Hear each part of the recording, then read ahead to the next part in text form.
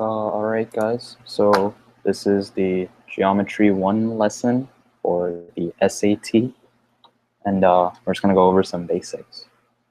So we're going to start with some notation. So if you see two lines, if you see a line like this with two arrows on the end, that means that that the line is infinite. So you'll have 2 points, A and B, that are underneath the line, and when you see these two arrows, it indicates that you might have like a line where you have 2 points which are A and B on it, but the line goes to infinity. So let's say like the line, let's say that that's the line. You'll have a point A and B, but the whole line goes off to infinity, so it just keeps going. So that's what the arrows indicate. Okay, so then if we see the same thing, we see a line without the arrows on the end over these two letters, then it means that it is a line segment which ends at A and B. So it's a definite length. And then, so array is sort of a combination of these two. And the importance is to remember that order matters for array. So if you have two letters like this, if you have A and B, and there's this type of symbol, which is just one segment with an arrow on one side, then that means that, so let's take this for example. So that means we saw this symbol, which means that the line or the ray starts at a given point and goes on to infinity on one side, and there might be a B on the other, or this is the other point, which indicates the direction that the line might be going in. Yep, okay. And then, so we went over a line, a segment, and array. So then the same concept can be applied for if you switch the letters underneath the notation, which means that the array is going in the opposite direction, or starts at B and goes in direction towards A and goes to infinity. So now we'll talk about angle notation.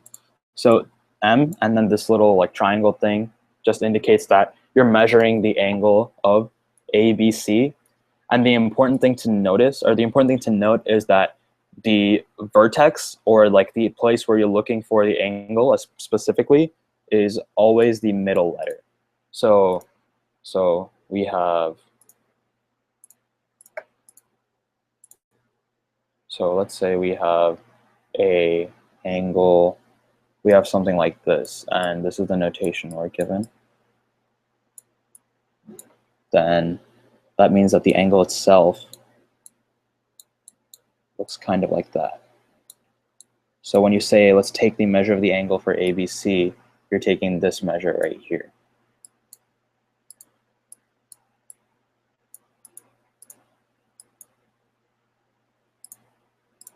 Okay. So now so that's basically how you measure an angle. And then this triangle symbol just means that these 3 points, A, B, and C, are vertices on the triangle. So order doesn't matter as much here as long as all 3 points are on the triangle. So I could have, let's say, yeah. So I could have something like, if it gave us a notation, which was like, find triangle ABC, I could have a triangle that looks like that, or I could have a triangle that looks kind of like that. The one thing that matters is that all these letters are in the right order that they should be next to each other. So if I go in this direction, it's say ABC, and if I go in this direction, it should be ABC. So I wouldn't be able to have like, I wouldn't be able to have letters out of this order that we're given in the question, because that can make some confusing terms. All right, and then this weird symbol right here is the symbol for a quadrilateral, which is basically, this is essentially the same concept as the triangle, except we're given 4 vertices that are A, B, C, and D that correspond to specific points on a quadrilateral. And then this symbol right here indicates that these two line segments, sorry, are perpendicular. So if we're given, let's say we're given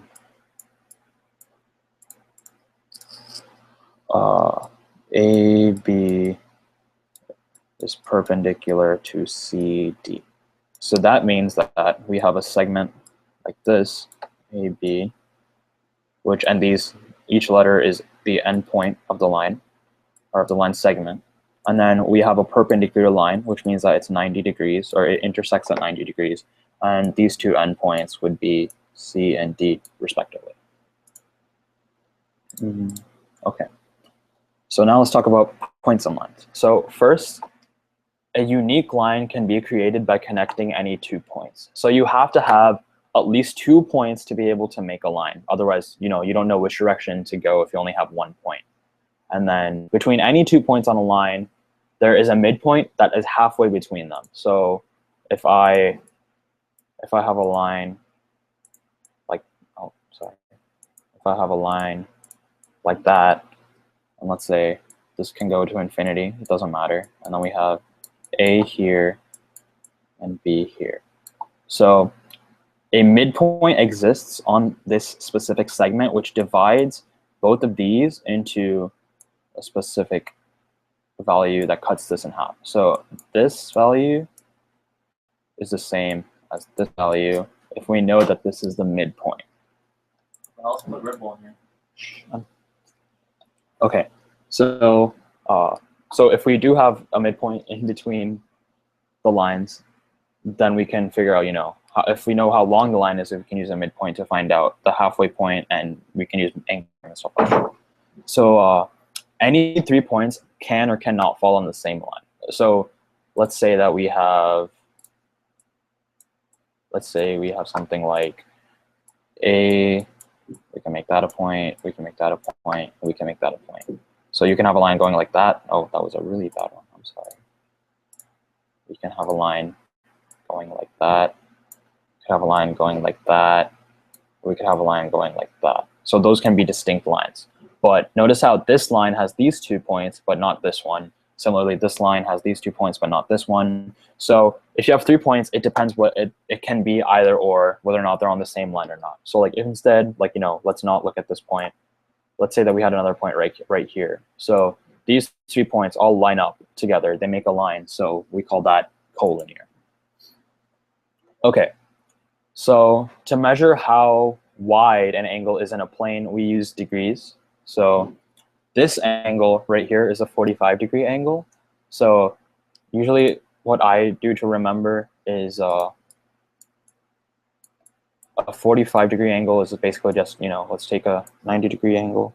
Oh, that's not 90 degrees.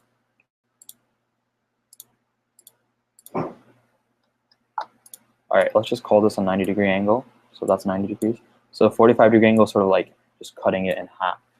So if you look at this will be 45 degrees, and this vague shape is how I remember it. So a 90-degree angle is just it's a right angle, and we just went over that. It's what happens when you have 2 perpendicular line segments. And it's represented with sometimes it's represented with a square on the inside to tell you that it's 90 degrees specifically. And then this is basically just a straight line, which means that it's a 180-degree angle. So you may be like, oh, where's the angle for this? But in reality, if we did draw a straight line, the angle is sort of like if you did it like this. So you can sort of think about it as adding 2 90-degree angles together. And that would give you the 180, which means that this is a perfectly straight line. Okay, so the next thing that we're going to talk about is supplementary and complementary angles. So let's say that you have a supplementary angles, or you have 2 angles that add up to 180 degrees. So that essentially is what makes up 2 supplementary angles. So let's say that you have an angle like this. Let's call this like 120 degrees. So the supplementary angle to this would be 60 degrees because they both add up to make a perfectly straight line, which is also 180 degrees. So that's how you can tell that it's supplementary. And the complementary angle are two angles that add up to 90 degrees. So let's take this 60-degree angle right here. Let's take the 60-degree angle by itself and think about what the supplementary, or what the complementary angle would be to make it add up to 90 degrees. So if we see this degree right here, it's 60.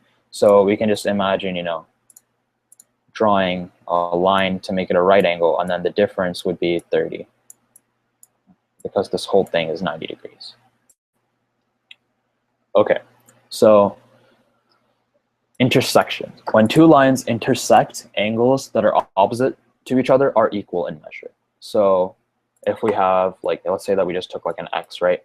These two angles are similar, or these two angles are congruent. They're the same degree measure, and these two angles are congruent. So it's always the opposite, and you want to make sure that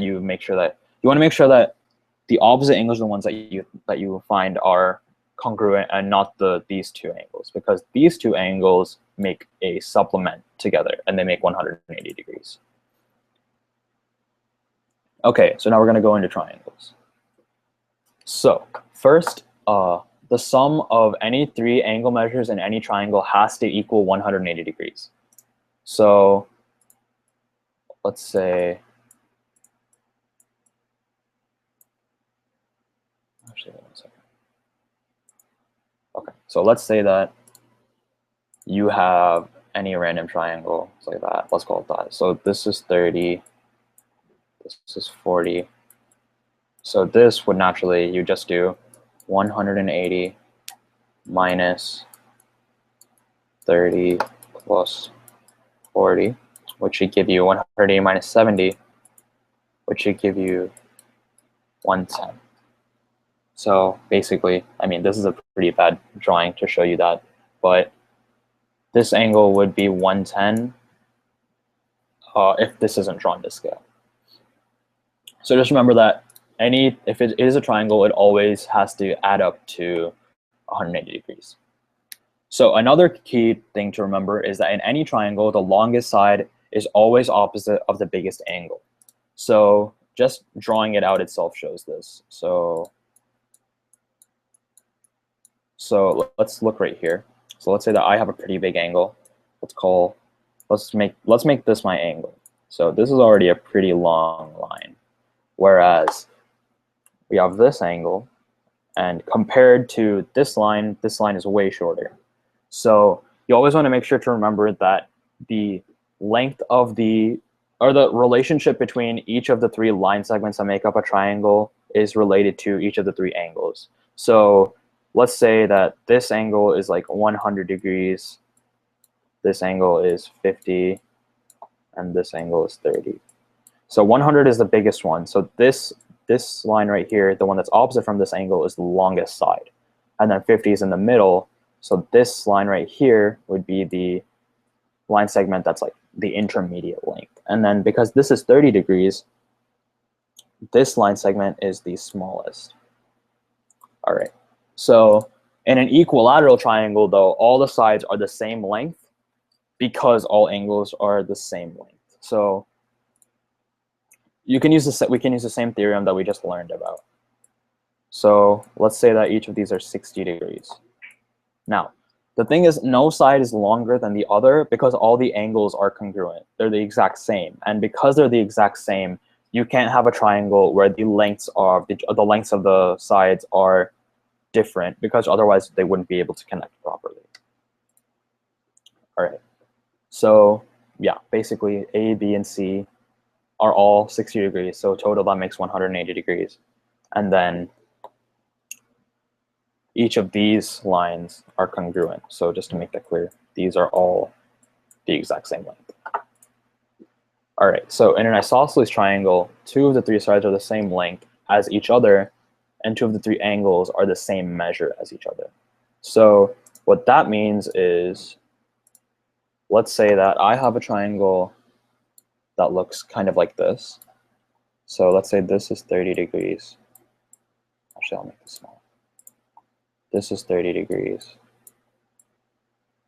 And, you know, again, we know that an entire triangle is 180 degrees long. So if we take, or it takes 180 degrees to make a triangle. So this adds up to 60. So 180 minus 60 is 120. So that's how we know that this is the largest angle.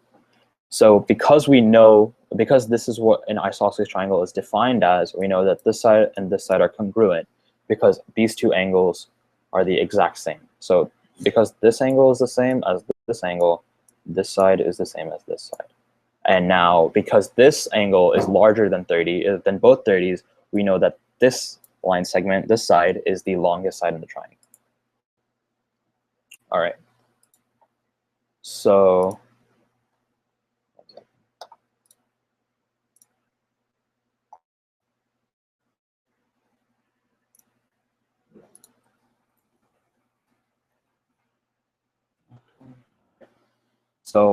let's say that we have a right triangle, and that means that 190-degree angle or that triangle has 190-degree angle as one of its three angles. So the right angle is represented with a square. So let's say that this is a right angle. It doesn't matter what length these are. It doesn't matter what angle measures these are. Percent can vary, but let's call this x and this angle y, because that's what a right angle, the right defined as. We know that x plus y has to equal 90.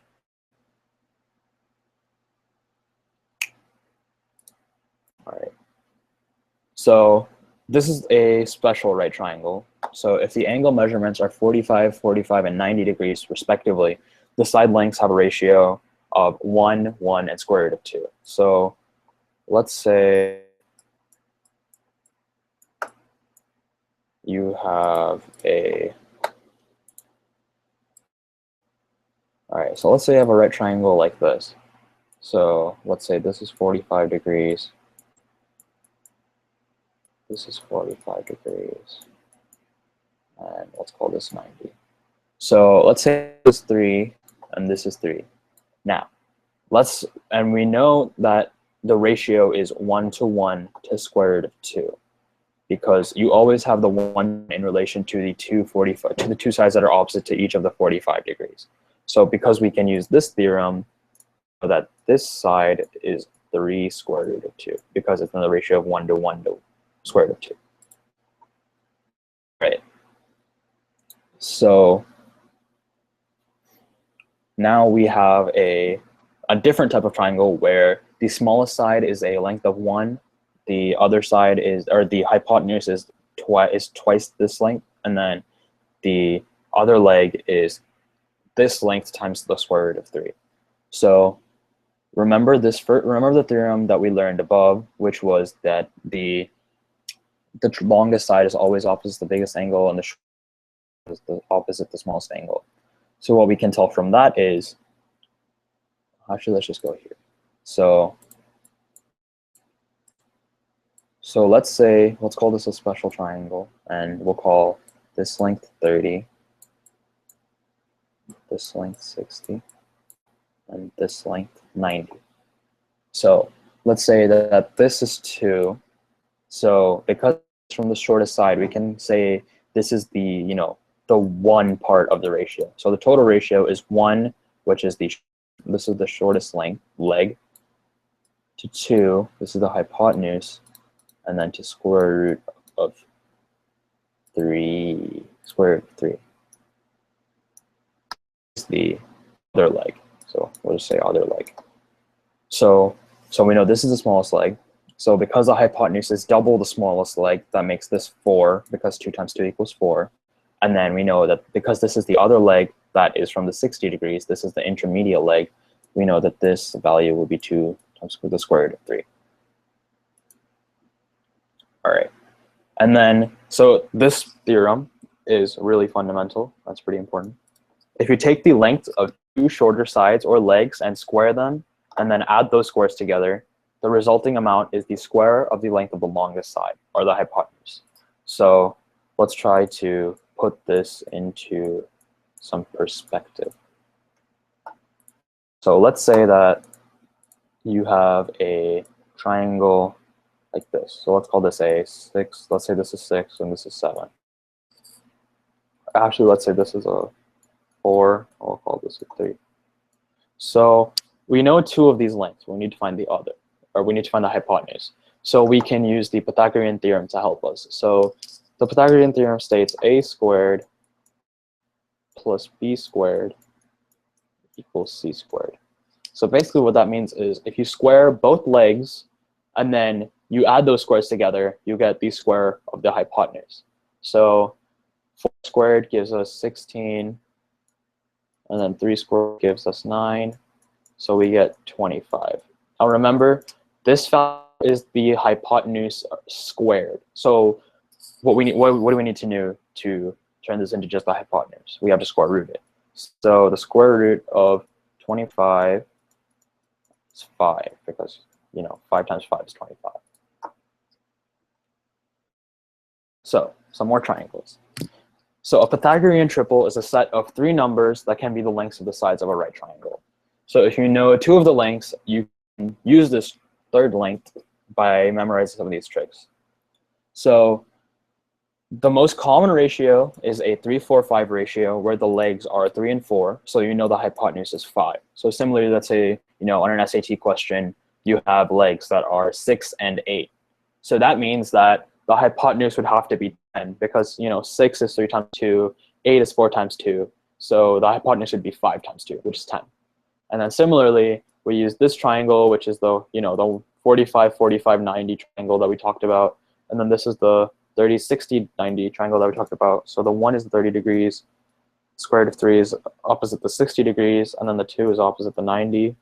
And then the 5, 12, 13 is just a special right triangle that we're going to make. That's pretty common. So when we multiply each number in the Pythagorean triple by, you get another Pythagorean triple. So we can say that we can derive a lot of the other common triangles used just by memorizing these ratios and trying to find a common multiple for numbers, in like giant numbers. So like 300, if you have a leg of 300 or a leg of 400, then the hypotenuse is 500 lengths long. So again, another example, if we know that 3, 4, 5 is a triple, we know that 6, 8, 10 is another triple, because 6 is the same as multiplying 3, 4, 5 by 2. All right, so 2 triangles are similar if same angle measurements for each corresponding angle. So what that means is, let's say that I have 2 triangles like this, right? No, so right here, they all have the same angle measurements for each corresponding angle. So let's say this is A, B, C, and this is D, E, F. Okay, so let's say that this angle is 30 degrees. And then, actually, I'm going to make this smaller. And then this angle, 60, or no, yeah. Or let's make that 70 degrees, sorry. And let's make this angle 80 degrees. So that adds up to 180, so you know that that's a true triangle. So we know that this triangle has 30, 70, and 80. So that this triangle is similar. Well, we know it's similar if these 3 angles match these angles. So let's say, if this triangle also has 30, 70, and 80, it doesn't matter what the length of the sides are for each one, because the ratio between the side lengths and the ratio between the angles is still the same. So so let's say if I took this picture and I zoomed in, or I made it larger, I just kept it proportional and made it larger, then it would look like this picture. Finding the area of a right triangle. So the formula for the area of a right triangle is base times height over 2. And it's given to you in the SAT math section, but it would be helpful to just memorize it now so you don't have to waste time looking at it later. All right. So let's say that. So a good way that I remember this formula is I just draw a square. So a rectangle too. So let's just say I started with a square and I know that this value is 2 and this value is 2. So you know, if you do 2 times 2, that gives you 4. And let's say that, like, if I divide the square in halves, then I get 2 triangles, right? So I want to calculate the area of just this triangle. So that gives me 2 times divided by 2 because of this diagonal. So I just get this area, this triangle right here. So let's do, let's say I have a triangle with lengths of 6 and 3. So how would I find the area? Well, I would do, because these are each of the legs, so you just do area equals base times height over 2. And you want to make sure that you use 1 base and 2 the height. So you can't really use the hypotenuse. So I would get A equals BH over 2, which means A equals BH over 2, which is 6 times 3 over 2, which is 18 over 2, which gives me 9. All right. So in every triangle, the length of each side must be less than the sum of the lengths of the other side, or else the triangle wouldn't be able to close. So let's use this example again, right? So actually, let's do a 3, 4, 5 triangle because that'll be a little easier to use. So we have a triangle with lengths 3, 4, 5. So the way that you can tell if this is a true triangle or not is by making as many making the combinations of additions between each leg, and making sure that is greater than the opposite leg. So 3 plus 5 gives us 8, and 8 then the opposite leg, which is 4. So we know that that side can. 3 plus 4 is 7, and we know 7 is greater than the opposite length of this triangle, which is 5. So we're pretty good so far. And then 4 gives us 9, which is greater than 3, which is the opposite length that we didn't use when we added together. So that's how you can tell is, you know, if it's a true triangle, all the sides can close and connect. All right, so let's move on to quadrilaterals. So a parallelogram is a 4-sided figure in which both pairs of opposite sides are parallel to each other. So let's see what that means. So let's say I have a parallelogram that looks kind of like this. That's not very parallel. Okay, close enough. So let's say that I have a parallelogram like that. So that means that both sides are parallel to each other. So that means this line is parallel to this line, and this line is parallel to this line. So it's pretty simple. So this line is parallel to this line. But of course, these two lines are not parallel because they intersect, and these two lines aren't. So it's just opposite lengths. So, and these two. Okay, so in a parallelogram, opposite angles are equal to each other, and the measures of all the angles add up to 360 degrees. So because a parallelogram is a quadrilateral, it adds the total angles add up to 360 degrees. So also because of the angle theorem that we just talked about, we know that this angle is the same as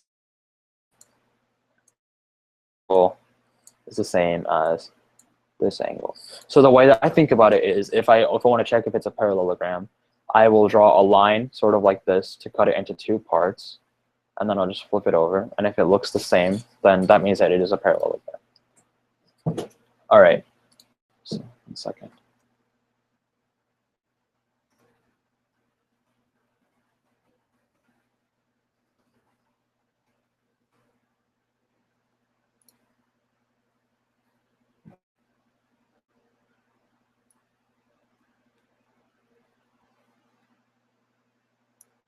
All right, so let's say, all right, so we just talked about how opposite angles are equal to each other, and all angles add up to 360 degrees. So what does that mean? So that means that the same, and these angles are the same, and the whole quadrilateral adds up to 360, then this angle and this angle together are supplementary. And this angle and this angle are supplementary, which means that if you add these 2 angles together, you get 180 degrees, and if you add these 2 angles together, you get 180 degrees. So it's pretty self-explanatory. All right. All right, so now let's say, so rectangles are special parallelograms in that they have all 90-degree angles. So in a rectangle, you know the lengths of the sides, then you can always figure out the length from one corner to the opposite corner using the Pythagorean theorem. So let's take a look.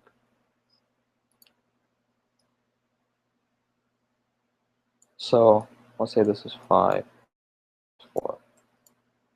Actually, let's say this is 3. So if we look at this diagram right here, we can find the diagonal of this rectangle by using the Pythagorean theorem, because we know that this is a right angle. So when we draw a diagonal, we can ignore this line, or we can ignore this side, and we're left with a triangle. So we just use Pythagorean theorem. So we do 3 squared plus 4 squared, which gives us 25. And then when we square root that again, we get 5. Yeah, so we get 5. So that is the length of the diagonal for the entire rectangle. We'll do geometry calculations. So first, the perimeter is the sum of the lengths of the entire figure's sides. So the perimeter, this has side lengths, or this has sides A, B, C, and D. The perimeter would just be A plus B plus C plus D. And then that's pretty self-explanatory. So then the perimeter of a circle is because we don't have sides on a circle. So to find the perimeter for a non-circular object, you just add up the lengths of all the sides like we did with A, B, C, D. But to find the perimeter of a circle, which we're going to call the circumference from now on, we need to use the equation 2 pi r. So r is just the radius, and d is the diameter. So the diameter is basically just twice the radius. So it's like if you take a line from one point and draw it completely horizontal to the other point to separate the circle into 2 halves. That's the diameter. And then the radius is just any line drawn from the center of the circle to the edge. So we have to use 2 pi r to calculate that. So let's do a quick calculation as an example. So let's say I have a circle like that, and the radius that I am given is, let's just say this is like a 2. So what I would do, what we're told to do, is use the equation 2 pi r to give us this length. So the entire perimeter of the circle. So 2 pi r, we just plug in r, and because we know r is 2, we just do that. So the circumference ends up being 4 pi. All right. So now, if we want to do something more complicated, so let's say we have to find out the sum of the angle measurements of any polygon can be determined with a simple formula. So where s is the number of sides of the polygon, this is important, s is the number of sides of the polygon, the sum of the angle measurements is s minus 2 times 180. So let's do that with something that we already know about right now. So we already know that a triangle is 180 degrees. We just talked about that. So let's use this equation to make sure that this equation works. So we have 3 sides on a triangle, so s equals 3. So we do 3 minus 2 times 180. So 3 minus 2 times 180. So we just get 180 because 3 minus 2 is 1, and 1 times 180 is 180. Okay, so let's do that for something a little more complicated. Let's say we have to find a 12-sided figure, so like a dodecahedron. What we would do is we would have 12 minus 2 times 180. And remember, the 12 is just the s that we have. And because a dodecahedron has 12 sides, we just plug in 12. So 12 minus 2 times 180, so 10 times 180. So we just add a 0 at the end, and we get 1800 degrees in the entire figure. All right, and then another trick you could do is, if it's hard to find the area or perimeter or something that you might need from a complex figure like a hexagon, you can divide it up into smaller shapes that we've already talked about, like triangles or squares. So for this, we would probably divide it into 6 triangles. And for another, if we have a more complex shape, we can divide it into triangles and squares to find it easier. All right, last section. So area. The area of a 2-dimensional figure is the amount of space that a figure covers. So let's go back to here, to this circle. So the circumference is the perimeter. It's this line that goes around the circle. But the area would be everything that the circle encloses. So sort of like, like a pen maybe. And then all the area formulas that you need are at the beginning of every math section. So if you are lost, you can just, check the beginning. But it is recommended to remember them because you'll save more time and you'll have more time to deal with questions. And then we already talked about this. The area of a rectangle is the length times the width. So let's just do one quick example. So let's say that I have a rectangle, which is 1 by 2. If I wanted to find the entire area, I just go 1 times 2, which gives me 2. And then similarly, if I have another rectangle that's like 5 by 7, I multiply the side lengths together. So 5 times 7 gives me 35. So the area ends up being 35. And then the area of circle formula is pi r times r. So pi r squared. So let's say, so I have this circle. And let's say the radius is 2 again. So if I wanted to find the area, I use the equation pi r squared. So pi is 3.14, but for the sake of this lesson, we're just going to keep it at, or about 3.14. So for the sake of this, we're going to keep it at pi. We're just going to say it's in terms of pi. So r in this case is 2 because that's the radius. So 2 squared gives us 4. So the area of the circle ends up at 4 pi. So yep, that's about it for today.